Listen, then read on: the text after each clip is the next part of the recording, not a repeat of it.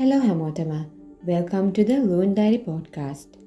අද අපි කතා කරන්න යන්නේ අපේ ජීවිතවල අපි සෑහෙන දෙනෙක් එළියට නොකියවට හිත ඇතුලෙන් තනිවම බිඳවන ගොඩක් සංවේදී මාතෘකාවක් ගැන. ඔයාටත් කවදා හරි මෙහෙම වෙලා තියෙනවද?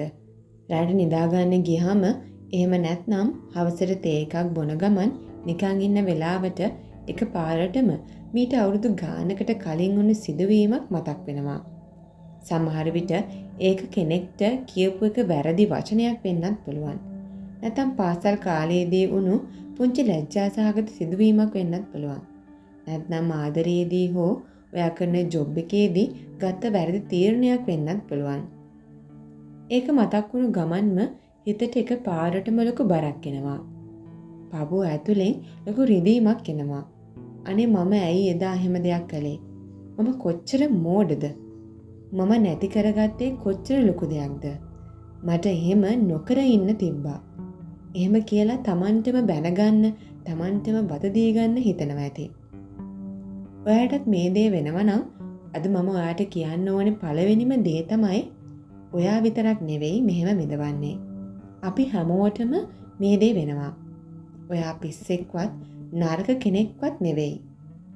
ඉතින් අද අපි කතා කරමු ඇයි අපේ හිත අතීතයේ වුණු පුංචි වැරදි පවා මෙච්චර අල්ලගෙන අපිට වද දෙන්නේ. ඒ වගේම ඒ වැරදිකාර හැඟීමෙන් නිදහස් වෙලා හිතට සැහැල්ලුවක් හදාගන්නේ කොහොමද කියලා මම අද මේ පොඩ්කාස්ට් එකෙන් ඔයාලට කියලා දෙනවා. ඇයි අපේ මොළය අපිට මෙහෙම කරන්නේ? අපි පළවෙනියෙන්ම තේරුම් ගන්න ඕනේ අපේ මොළය වැඩ කරන විදිහ ගැන. අපේ මොළයේ තියෙනවා නෙගටිව් බයස් කියලා ස්වභාවයක්. ඒ කියන්නේ අපේ ජීවිතයේ වුණු සතුටුදායක මතකයන් 10කට වඩා අපිට රිදුණු අපි අතින් වරදක් වුණු එක තැනක් මොළය වැඩිපුර මතක තියාගන්නවා. ඇයි මොළය මෙහෙම කරන්නේ? මොළය උත්සාහ කරන්නේ අපිට රිදවන්න නෙවෙයි. අනාගතයේදී ඒ වගේ වැරද්දක් ආයෙත් නොවි අපිව ආරක්ෂා කරන්න තමයි එහෙම වෙන්නේ. ඒක හරියට මොළයේ ඇතුලේ ඉන්න ආරක්ෂකයෙක් වගේ. ඒත් වෙන්නේ මොකද්ද? මොළය ඒ මතකේ මතක් කරලා දෙද්දි අපි ඒකෙන් ඉගෙන ගන්නවා වෙනුවට කරන්නේ ඒ මතකය ඇතුලේ ගිලිලා Tamanටම දඩුවම් කරගන්න එක. මම නරක කෙනෙක්, මම වැරදිකාරයෙක් කියලා Tamanමම ලේබල් කරගන්න එක. ඔයා පොඩ්ඩක් හිතලා බලන්න අද ඉන්න ඔයා නෙවෙයි මේට අවුරුදු 2කට 5කට එහෙම නැත්නම් 10කට කලින් හිටියේ. එදා ඒ වැරද්ද වෙන වෙලාවේ ඔයාට තිබ්බ පරිණත බව, දැනුම, මානසික මට්ටම, ඒ වගේම අත්දැකීම් නෙවෙයි අද ඔයාට තියෙන්නේ. එදා ඔයා තීරණයක් ගත්තේ එදා ඔයාට තිබ්බ හොඳම තේරුම් ගැනීම අනුව. අන්න ඒක ඔයා හොඳට මතක තියාගන්න ඕනි. ඉතින් අද ඉඳන් අතීතයේ දිහා බලද්දි ඒක වැරද්දක් කියලා ඔයාට තේරෙනවා කියන්නේම මොකද්ද? ඔයා එදාට වඩා අද ගොඩක් වෙනස්. ගොඩක් පරිණතයි. ගොඩක් හොඳ මිනිස්සෙක් වෙලා කියන එකට හොඳම සාක්ෂිය. ඉතින් ඔයා අන්න ඒ විදියට හිතන්න බලන්න. හරි. දැන් අපි බලමු වැරදිකාර හැඟීමෙන් මිදෙන පියවර 4ක් ගැන. ඉතින් කොහොමද අපි මේ අතීතයේ බරෙන් ඇත්තටම නිදහස් වෙන්නේ? මම ඔයාට ලේසි පියවර 4ක් කියන්නම්. පළවෙනි එක තමයි මතකය එක්ක සටන් කරන්න යන්න එපා. Acknowledge, don't fight. ඒ මතකය හිතට එද්දී ඒකෙන් පැනලා යන්න හදන්න එපා. අයියෝ ආයෙත් ඒක මට මතක් වුණානේ කියලා කලබල වෙන්නත් එපා. තප්පරයකට නැවතිලා හිතට කියන්න, "ඔව්, එදා ඒ දේ සිද්ධ වුණා. ඒක මගේ අතින් වුණ වැරද්දක් තමයි. මම ඒක පිළිගන්නවා, ඒ වගේම මම ඒකට කනගාටු වෙනවා. හැබැයි ඒක අතීතය. මට ඒක දැන් වෙනස් කරන්න බෑ." ඒක ඔයා පිළිගන්න. එතකොට ඒ මතකයේ තියෙන සැර ගතිය අඩු වෙලා යනවා. දෙවැනි දේ තමයි ඔයාගේ ක්‍රියාවයි ඔයාගේ චරිතයයි වෙන් කරගන්න ඕනේ. Separate action from identity. අපිට වෙන ලොකුම වැරද්ද තමයි මම වැරදි දෙයක් කළා කියන එක.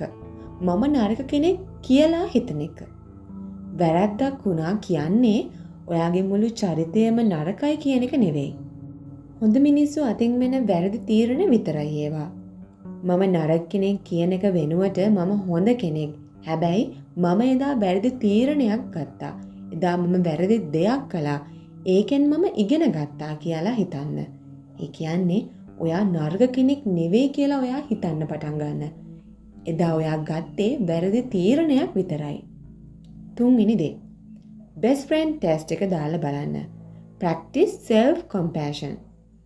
පොඩ්ඩක් හිතන්න ඔයාගේ හොඳම යාළුවා ඇවිල්ලා ඊට අවුරුදු ගානකට කලින් ඔයා අතින් වුණ පුංචි වැරැද්දක් ගැන කියා ඇඬුවොත් ඔයා මොකද කරන්නේ? ඔයා යාට බනිනවද? ඔයා නරක කෙනෙක් තමයි. ඔයා මේ වැරද්ද නිසා මැරෙන්න ඕනේ කියලා කියනවද? ඇත්තටම අපි එහෙම කියන්නේ නැහැ. අපි කරන්නේ යාව සනසලා ඒකට කමක් නැහැ. ඒක දැනගෙන කරපු දෙයක් නෙවෙයිනේ. දැන් ඒක ඉවරයි. ඔයා දැන් වෙනස් කෙනෙක් කියලා යාව සනසනවා. අන්න ඒ ආදරය, ඒ වගේම කරුණාව ඔයාටම දෙන්න බලන්න. 4 වෙනි දේ තමයි ශෝධනය කරන්න. Make amends if possible. ඒ කියන්නේ ඒ උණු වැරද්ද නිසා තාමත් කෙනෙක්ට රිදෙනවා නම් ඔයාට පුළුවන් නම් විතරක් ඒ කෙනාගෙන් සමාව ඉල්ලන්න. හැබැයි එහෙම කරන්න බැරි නම් කාලයක් ගිහින් නම් නැත්නම් ඒ මිනිස්සයා අද ඔයාගේ ජීවිතේ නැත්නම් එම නැත්නම් අවුරුදු 5-6කට කලින් වුණ දෙයක් නම් හිතින් එයාට සමාව දීලා එයාට සුබපතලා ඒ අතීතයේ එතනින් නිදහස් කරන්න. ඒ කියන්නේ ඔයා අතින් කෙනෙක්ට වරද්දක් වුණා නම් ඔයා හැමෝගෙම හිතින් සමාව ඉල්ලන්න. මගේ අතින් වැරද්දක් වුණා. එහෙම නැත්නම් මගේ අතින් කාට හරි වැරද්දක් වුණා නම් කාගේ හරි හිතක් රිදුණා නම් ඒ හැමෝගෙන්ම මම සමාව ඉල්ලනවා. ඒ හැමෝගෙන්ම මට සමාව ලැබෙනවාමයි. ඒ විදියට හිතලා ඔයාගේ හිත නිදහස් කරගන්න. මොකද ඔයාට අතීතේ වෙනස් කරන්න බෑ. ඔයාට ඒක වැරද්දක් කියලා තේරුණ එකත් ඔයාගේ ජයග්‍රහණයක්. ප්‍රධානම දෙයක් තමයි Tamanට සමාව දෙන්න පුරුදු වෙන්න. ඉතින් අවසාන වශයෙන් මට ඔයාට මතක් කරන්න ඕනේ අන්න ඒ දේ.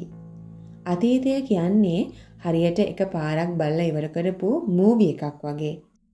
ඔයාට ඒකේ ස්ක්‍රිප්ට් එක ආපහු ගිහින් වෙනස් කරන්න බෑ. හැබැයි ඒ අතීතයේ වුණු දෙයක් නිසා ඔයාගේ වර්තමානය සහ අනාගතය කියන ලස්සන කතාව විනාශ කරගන්නවද නැද්ද කියන එක තීරණය කරන්න පුළුවන් අද ඉන්න ඔයාට විතරමයි. ඉතින් ඔයා පරිපූර්ණ කෙනෙක් වෙන්න ඕනි නැහැ. වැරදි වෙන එක, ඒ වැරදි වලින් ඉගෙන ගන්න එක, Tamanටම සමාව දීලා ඉස්සරහට යන එක තමයි ජීවිතය කියන්නේ. ඒ නිසා අද ඉඳන් අතීතයේ බර බිමින් තියන්න. තමන්ගේ හදවතට කතා කරලා කියන්න මම අද ඉඳන් මට සමාව දෙනවා. මගේ අතින් උණු හැම වැරැද්දකටම මම සමාව දෙනවා. ඔයා මතක තියාගන්න මේ ගෙවන තප්පරේ පවා අතීතයට එකතු වෙලා ඉවරයි. අපිට ඒ තප්පරය වෙනස් කරන්න බෑ. මොකද ඒක දැන් ගෙවිලා ඉවර නිසා. අන්න ඒ වගේ ඔයාගේ අතින් උණු වැරදිත් දැන් වෙලා ඉවරයි. ඔයාට ඒකට කිසිම දෙයක් කරන්න බෑ. හැබැයි ඔයාට එක දෙයක් කරන්න පුළුවන්. ඒ තමයි ඒ දේ අයින් කරලා අමතක කරලා ඔයාටම ඔයා සමාව දී ගන්න එක. ඉතින් ඒ දේ ඔයාට කරන්න පුළුවන්. එහෙනම් මේ වීඩියෝ එක ඔයාගේ හිතට ලොකු සැහැල්ලුවක් දුන්නා නම් තවත් මේ වගේ හිතින් විදවන යාළුවෙක්ට බලන්න ෂෙයා කරන්න. ඔයාගේ අදහස පහලින් කමෙන්ට් කරන්න අමතක කරන්න එපා. තවත් ලස්සන මාතෘකාවකින් ආයෙත් හමු වෙමු. හැමෝටම මම ගොඩක් ආදරෙයි. සුබ දවසක්.